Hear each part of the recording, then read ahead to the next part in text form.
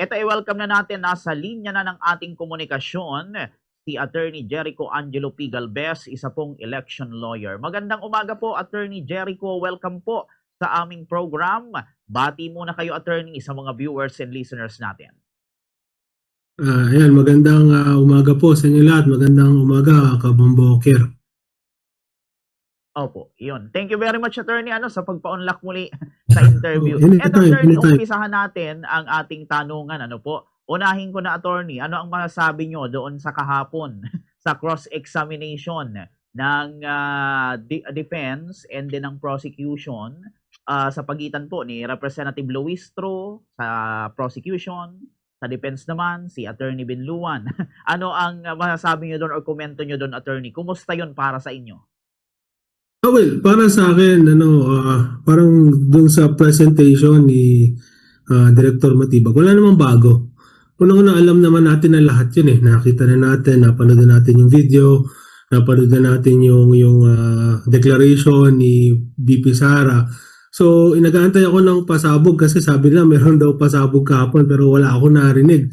Wala ako nakita kasi unang-una, napanood na natin noon pa yung mga videos na yun.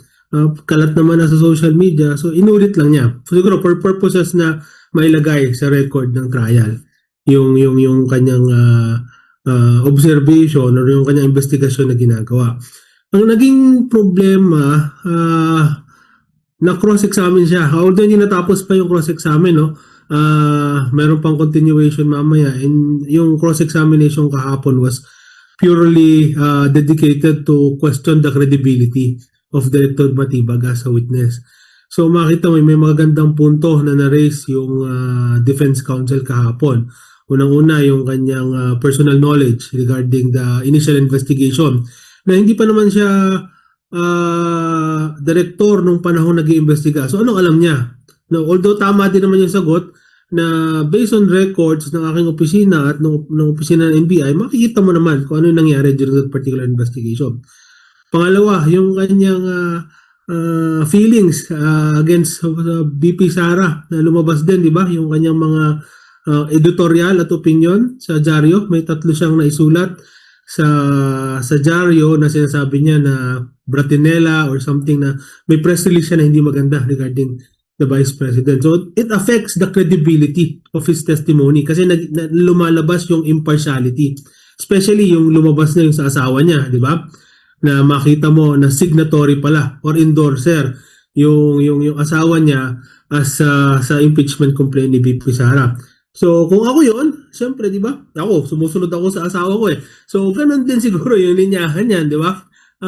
Makita mo na pag-asawa na involved, siyempre lahi kang kampi doon. So inaipalabas, in a sense, naipalabas yung impartiality at saka may konting discredit sa credibility as a witness ni Director Matibag. Hopefully mamaya may bawi nila regarding siguro yung substance na nung kanyang testimony.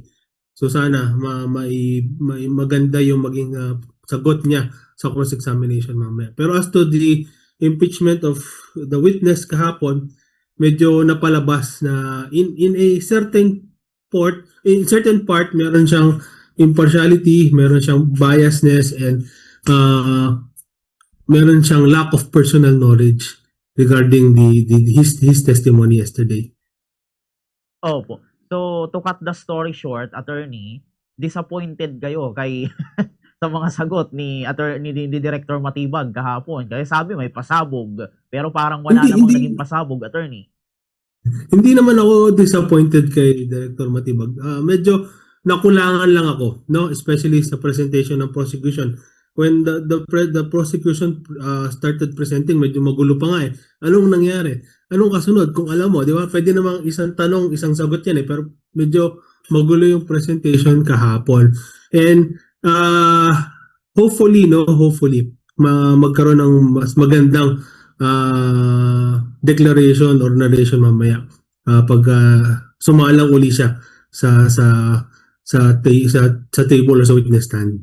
Opo. And dito, Attorney Jericho, kasi binigyang diin ng defense na walang personal na kaalaman. Yun nga po si Director Matibag sa mismong investigasyon ukol sa pagbabanta sa Zoom conference na nangyari.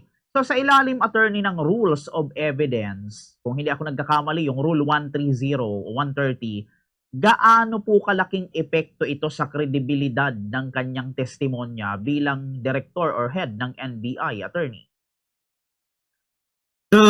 Kasi pagka nagkaroon ka ng declaration or statements, lalong-lalo na kung gagawin mo to bilang testigo, dapat meron kang personal knowledge.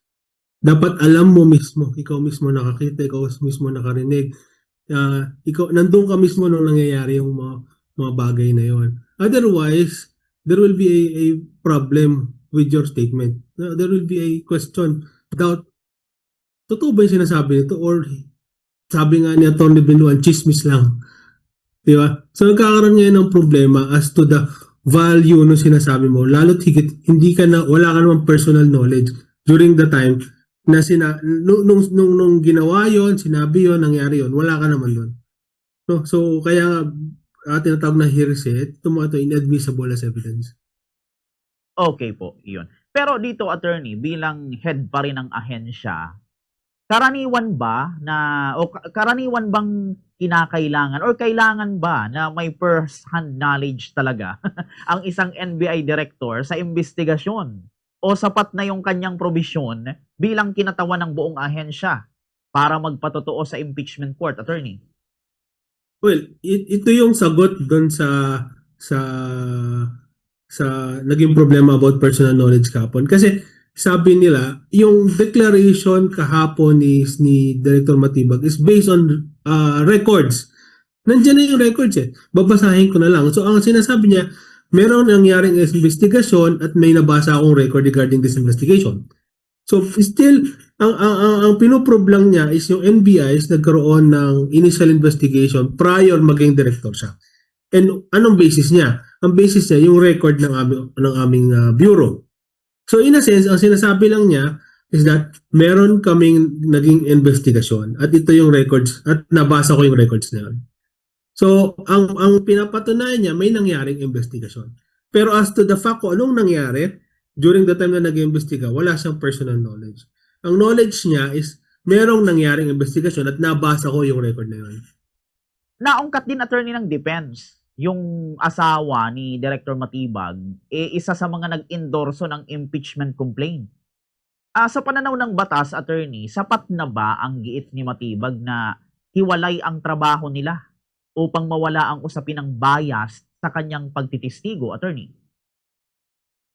Yan ang mahirap sa sitwasyon natin na magkakapamilya ang nasa pwesto. Hindi mo mayaalis yung idea na mayroon kang favoritism regarding one particular aspect of the agency. Hindi mo pwedeng sabihin na hindi kami nag-uusap regarding this. So hindi mo pwedeng sabihin na magkaiba kami ng iniisip, no? Hindi mo pwedeng ihiwalay kasi mag-asawa kayo, at the end of the day magkatabi kayo natutulog, at the end of the day kayo nag-uusap. Diba? At the end of the day yung lalaki sumusunod sa asawa niyang babae. pero kung titingnan mo, pwede mo paniwalaan. Pero given the society that we have right now, it's very impossible na sabihin mo walang hand or walang epekto sa akin yung desisyon ng asawa ko. No? Hindi siya ganun ka-credible or kabigat to believe na hindi naging parte ng pagdedesisyon niya yung ginagawa ng asawa niya. Okay po, yun. Pero dito, attorney, ito pa, sa part pa rin ng defense, nilabas nila yung naunang social media post ni Matibag kung saan yun nga po, tinawag niyang Bratinela, si BP Sara. Paano ito, attorney, makakaapekto sa pagtingin ng mga senator judges itong ganitong uri ng sitwasyon sa objektibo po ng NBI investigation, attorney? Again, yung paglabas itong mga written works ni Director Matibag, ang kino-question dyan is yung partiality. Diba? If you're at saka yung pagiging bias mo. Makita mo kasi na nag-i-establish sila ng idea na hindi talaga gusto ni Director Matibag si BP Sara. And pag na-establish yun, magkakaroon ng apekto yan sa mga sinasabi mo. Kasi at the end of the day, yung personal mo na feelings towards the person will be immaterial. Kung na-establish nila na may galit siya dito, ayaw niya to, may hindi sila magandang pass or mayroon silang pag-aaway during the time na magkasama sila sa PDP laban. Pag na-establish nila yon, magkakaroon ng problema sa credibility ng kanyang testimony. Baka pwede nila i-connect na kaya niya sinasabi yan kasi galit siya dito. Galit siya kay VP Sara. So yun yung gustong i-establish. Yun ang gustong i-establish na kaya nandyan si Director Matibag kasi meron silang history na hindi maganda ni VP Sara. At ito yung way niya to say na, this is my time na sabihin ko na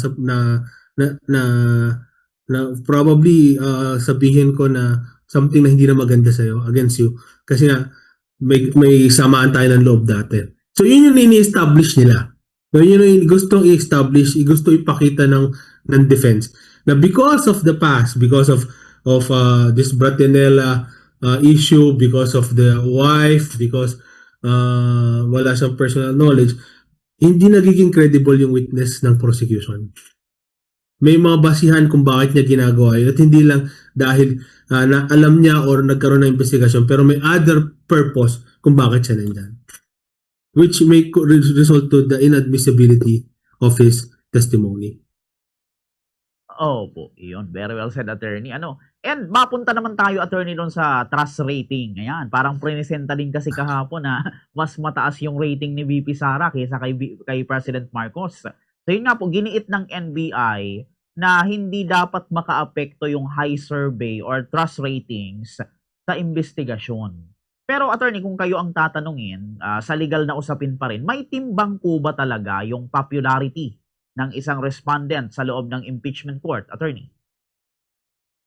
Well, makikita mo kung trust rating, di ba? Tapos, ang pinag-uusapan is betrayal of public trust. Hindi siya nagtutugma.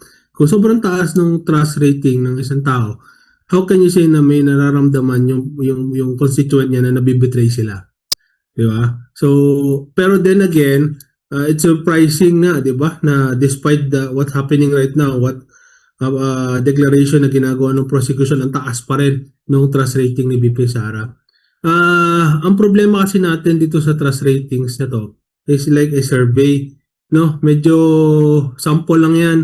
Ilang percent? 1,200 Filipino lang tinatawag 2,000, tatlo sa Metro Manila, well, tatlo sa certain municipality in Davao, tatlong tatanungin sa certain municipality in Cebu, pero hindi siya kompleto, hindi siya yung at least sampling lang na part of the whole yung tinatanong diyan.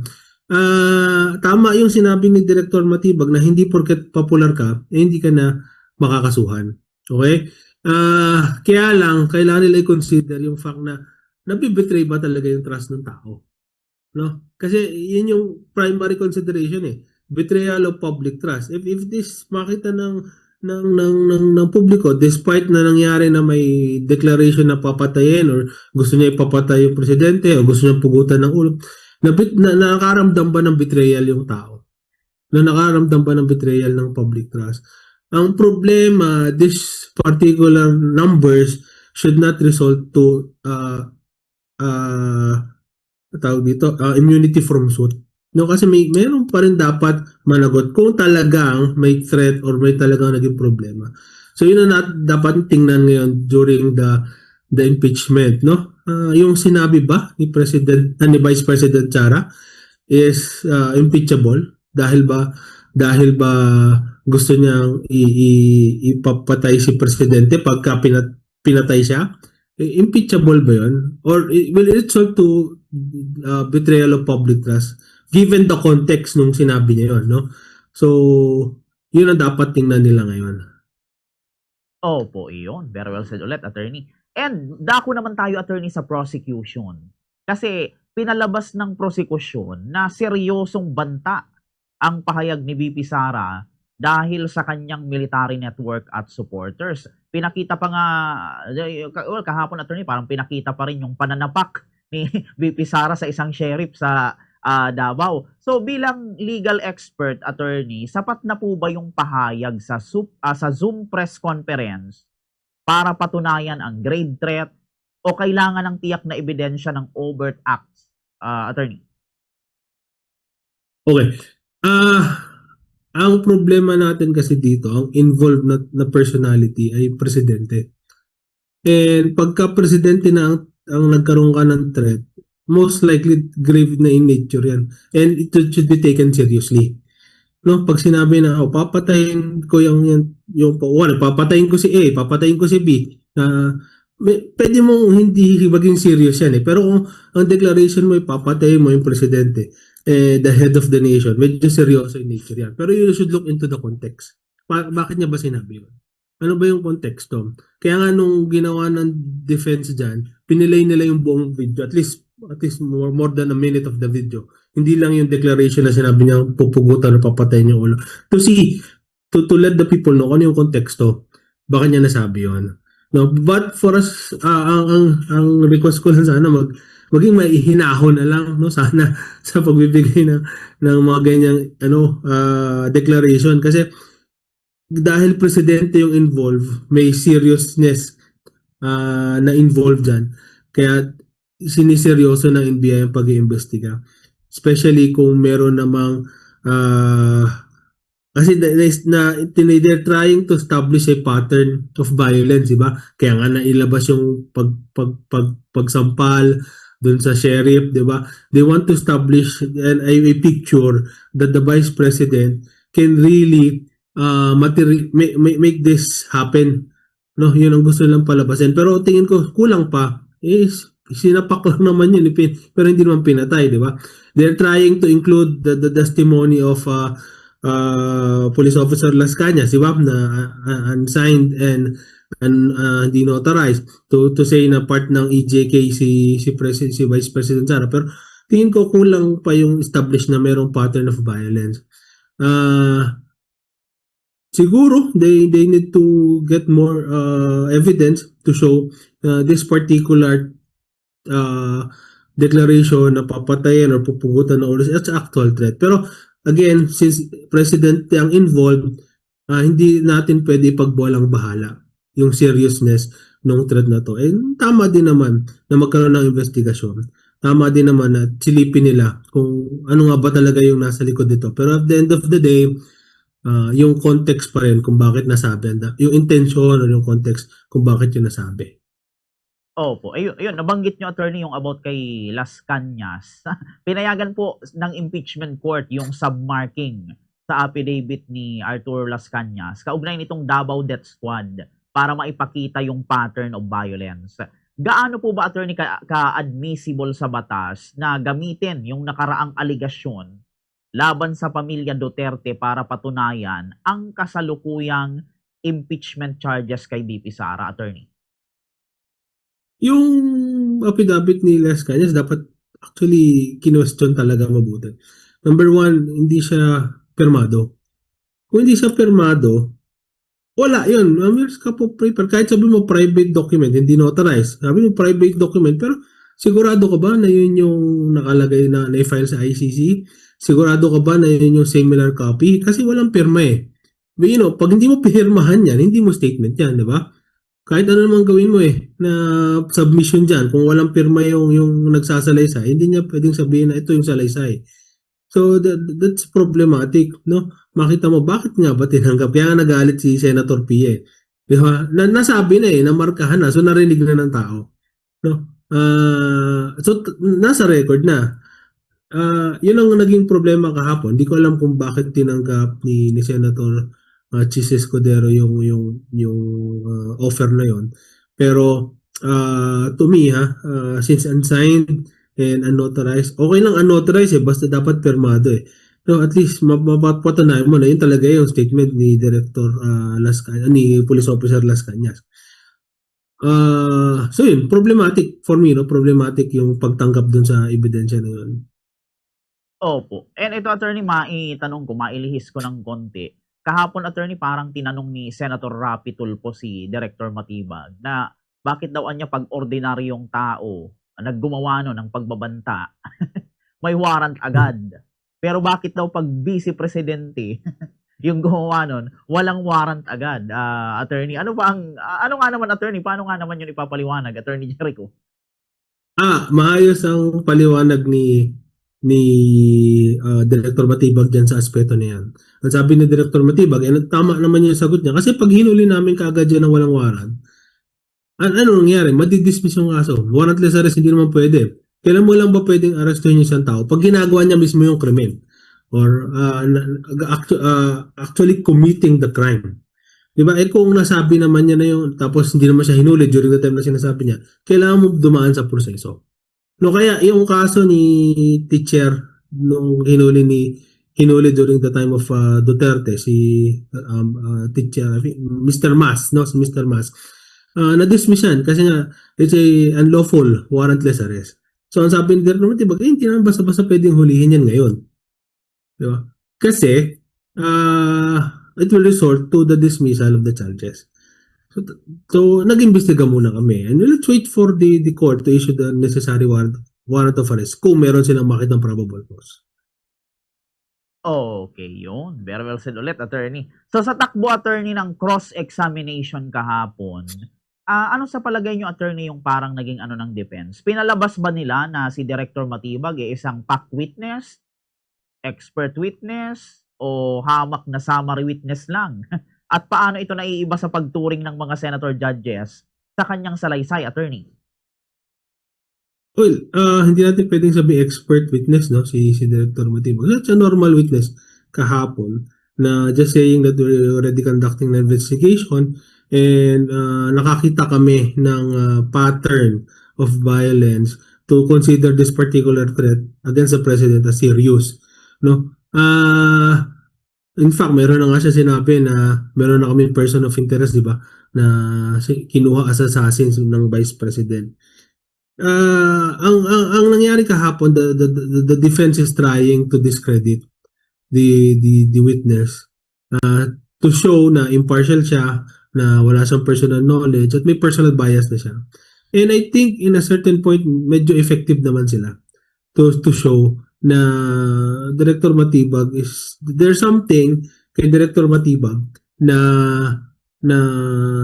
pwedeng palabasin na impartial siya, pwedeng palabasin na may bias siya. Pero again, subject to the appreciation of the senator judges.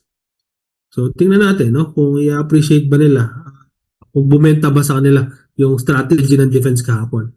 And again, part 1 pa lang to ng cross-examination kasi yung substantive based on what yung testimony niya kahapon, siguro mamaya pa yon kasi nag-request ng continuance si Atty. Binluan and he was asking for some documents na in-offer lang kahapon. So mamaya pa siguro yung regarding the substance of his testimony kasi kahapon ang focus is yung kanyang credibility as a witness. Okay po. So overall, attorney, sa kahapon, ano, kung i-judge natin, sino ba, attorney, ang para sa'yo lumutang or talagang naibigay nila yung maayos na presentasyon? Or kung pupuntusan, attorney, sino ang kanino mo ibibigay ang mataas na puntos kahapon base sa performance nila kahapon, sa defense or sa prosecution, attorney? Too early to judge, no? Kasi hindi pa naman tapos. Let's wait, marami pang mangyayari. Sabi nga ni Congressman Ridon padating pa lang tayo sa exciting part. So nag-aantay pa rin yung tao doon sa mga pasabog at exciting part nila. No? So masyado pa maaga. Nasa isang article pa lang tayo. And hindi pa tapos yung cross-examination kahapon. So, nakaabang pa rin naman tayo. And then, siguro pag tapos na, tsaka tayo maghusga. At least kita natin yung buong picture. Okay. Eto, attorney, maiba ako, ano? Ano naman, attorney, ang masabi nyo kay Representative Luistro? Kasi siya yung, kahapon ng prosecution. Nung nakaraan, si Attorney Ligutan. Kahapon, si Representative Luistro. Palagay nyo, attorney, okay ba? In terms of presentation, bilang counsel kahapon, palagay nyo ba, attorney, parang naibigay niya yung kanyang best bilang litigator kahapon, attorney? Mm, well, kita yung pagiging debater niya, kita yung pagiging ah congresswoman niya, pero siguro kailangan niya pa ng konting practice in presenting. Ah, maayos naman yung presentation. Medyo marami lang kasing follow-up questions na pwede namang isang tanong na lang, isang sagot. Yun napansin ko kahapon eh. Ano pa, maliban sa nakita mo, ano pang nakita mo, may mga follow-up questions siya na pwede namang isang tanong na lang para mas direct yung sagot ng witness. So, yun yung napansin ko kahapon. Pero, marunong si Congresswoman Luis. Siguro kailangan lang ng konting polishing ng kanyang presentation. Yun, Para mas okay. maganda yung delivery. Mas maganda yung delivery. Okay, yun. And dito, attorney, sa mga senator judges naman tayo, attorney, kasi ito, attorney, kung ako ang nag-o-observe sa mga senator judges, actually sa counsel ng defense and counsel ng prosecution, kung sabi nga ni Senator Lacson, napakaraming matututunan dito sa dalawa sa prosecution and sa counsel kung makikinig ka lang ng maayos. Ang sarap pakinggan daw, sabi ni Senator Lacson. Pero may mga senator judges daw kasi, attorney, na yun nga, bigla-biglang na-interrupt, bigla-biglang nagtatanong ng mga out of nowhere na tanong, mga gano'n. Tapos yung iba naman, pinagtatanggol yung sarili nila sa mga isyung ibinabato sa kanila. Para sa iyo, attorney, okay lang ba yung mga gano'n? O dapat wag nilang gawin yon bilang mga senator judges, attorney? Well, makita mo yung pag may tumayo na dyan, makita mo talaga na yung impeachment is a political game. Kasi lumalabas yung kanilang uh, party loyalty. Pag tumayo si Senator A, alam mo kakampi siya ni Sara. Pag tumayo si Senator B, alam mo kakampihan ng prosecution. No, so nawawala yung impartiality nung court kasi nararamdaman mo based on do sa mga tanong nila kung sino talaga yung gusto lang itama or gusto nilang bigyan ng mas magandang image sa public. It reflects kung gaano yung nature ng Senado natin ngayon. Makita mo kung anong klaseng Senado meron tayo. No? And tingin ko we could do better next time. No? Makita mo yung composition ng Senado, the way they act, the way they speak, no? Kung paano nila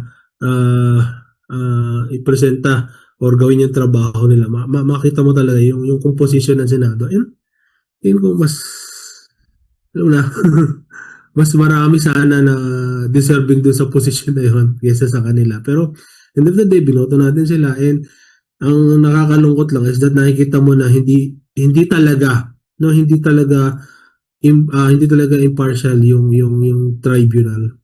Kasi again, impeachment is a more political than judicial. Okay. So, paano ba dapat ang pag-act bilang senator judge, attorney? Dapat ba tumahimik lang talaga sila? Yung tipong wala nang pagtatanong, wala nang mga pagtatanggol pa ng sarili na kung may nagbabati ko sa kanila. Dapat talaga, attorney, tumahimik lang sa bilang senator judge? Or kahit papaano naman may konting pagtatanong pa rin, attorney? Yung pagtatanong, hindi mawawala yan. Kahit sa normal na court, may mga clarificatory questions ang huwes, ang judge, lalo na kung meron hindi siya naiintindihan. Pero hindi dapat makita yung punto na nagiging bias ka sa isang panig. Or hindi mo na parang nagiging abogado ka na ng isang partido. Yun ang lumalabas kasi ngayon eh. Kitang-kita naman kung sino yung kakampi nino eh. Ang rule kasi sa judicial ethics yung called part neutrality of a judge. Dapat wala kang usually nga wala kang emotion eh. Ang sinasabi nga diyan pag ngumiti ka doon sa depensa, ngingiti ka din dapat sa prosecution eh para maging patas ka. No? Ang hirap kasi kung pansin mo na partial yung judge o yung magdedesisyon ng kaso mo, mawala ng credibility magiging desisyon at the end of the day. Kasi makikita yung biasness mo. So, pwede magtanong, wala namang problema. Magkaroon ka ng clarificatory questions kung talaga namang kailangan mong maliwanagan. Pero, kung gusto mo lang ipagtanggol or tulungan yung isang party, mali na yun. No, mali na yun. Hindi yun yung trabaho ng judge. No, ang trabaho ng judge is determine kung sino yung tama dun sa dalawa. Hindi para pagmukain mong tama yung isa. Okay, very well said, attorney, ano. So ito, attorney, para lang maliwanagan yung mga layman natin, attorney. May mga terminology kasi, attorney, binabanggit sa impeachment. Katulad nung halimbawa sa mga counsel, yung pag nag-object, yung speculative, argumentative, yung ask unanswered, misleading, mga ganon, relevance. Sa part naman ni Senator Chis bilang presiding officer, yung overruled, sustained. Ano bang ibig sabihin nun, attorney, nung mga yun? Unahin natin yung no, sa objection. Yung objection, pag sinabi, Your Honor, objection relevance, ibig sabihin hindi siya related sa pinag-usapan. Anong relasyon nito do sa topic natin ngayon? Bakit yan tinatanong? So, kaya objection, Your Honor, relevant ba yan o hindi? Yung ano pa sabi mo? Speculative, no? Ibig sabihin niya asking for something na hindi, you're asking for opinion. No? Pero yung nagtatanong yan opinion, hindi naman yan testimony, hindi statement na nahanap niya yung opinion ng witness. No? Argumentative na, ikipagtalo na, Your Honor. No? Pag vague, Your Honor, vague. Pag sinabing vague, malabo yung tanong. Masyadong general yung tanong mo that can be interpreted into different subject to different interpretation. Pag sinabi, Your Honor, asked and answered, ibig sabihin natanong na. No, natanong na yan at nasagot na yan. Inuulit lang. So, sayang yung oras. On the part of the presiding judge, pag sinabing overruled, ibig sabihin, deny yung objection mo. Yung objection mo, hindi ko tinatanggap yung objection mo. Pag sinabi niya, okay, sustain, sige, tama yung objection mo. May basis yung objection mo. Okay, yun. At least naliwanagan kami doon. Attorney, marami talagang matututunan dito sa usaping ito. Pero siguro, attorney, kung meron bang isang bagay or context o concept na kailangang maintindihan ang publiko regarding dito sa trial na ito, ano kaya yun, attorney? Maraming dapat maintindihan yung nanonood, no?